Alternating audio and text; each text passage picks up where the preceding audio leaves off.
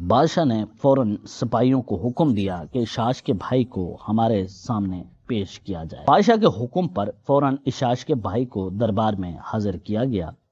اس کے گردن سمیت سارے جسم زنجیروں میں بندھا ہوا تھا۔ وہ ایک خوبرو جوان تھا۔ اس کی آنکھوں میں بادشاہ کے لیے غصہ صاف دکھائی دے رہا تھا۔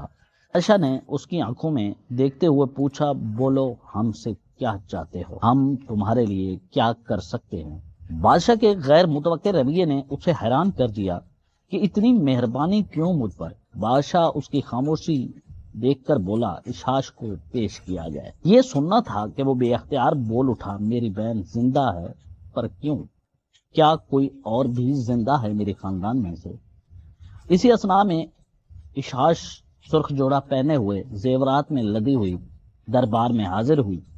اس کے کاندھی سے قمیض پھٹی ہوئی تھی اور سرخی ہونٹوں سے ہوتی ہوئی دائیں گال تک پھیلی ہوئی تھی، جو چیخ چیخ کر بتا رہی تھی کہ اس کی عزت کو کسی بھیڑیے نے بے دردی سے نوچا ہے۔ اسے دیکھتے ہی وہ سارا ماجرا سمجھ گیا۔ اسے اپنے آپ سے نفرت ہونے لگی تھی۔ وہ زنجیروں کو توڑ کر بادشاہ کی گردن پر ہاتھ ڈالنا چاہتا تھا، لیکن وہ مجبور تھا۔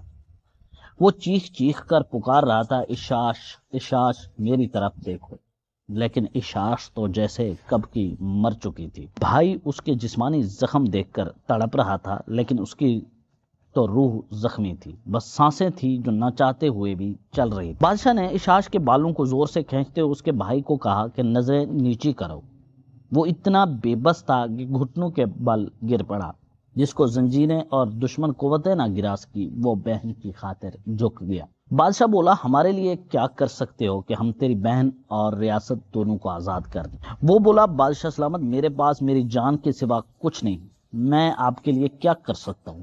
بادشاہ نے اسے کہا کہ تمہیں ملکہ نور جہاں کی ریاست کو فتح کرنے میں ہماری مدد کرنی ہوگی۔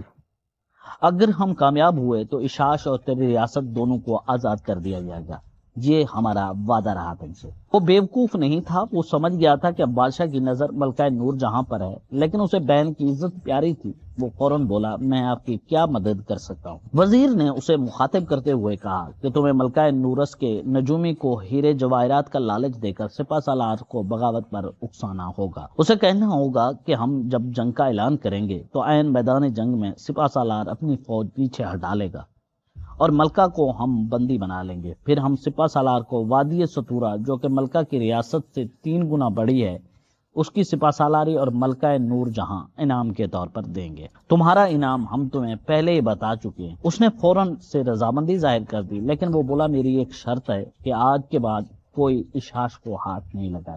وزیر حاضر دماغی سے رضامندی ظاہر کر دی، لیکن وہ بولا، میری ایک شرط ہے کہ آج کے بعد کوئی اشاش کو ہاتھ نہیں لگا۔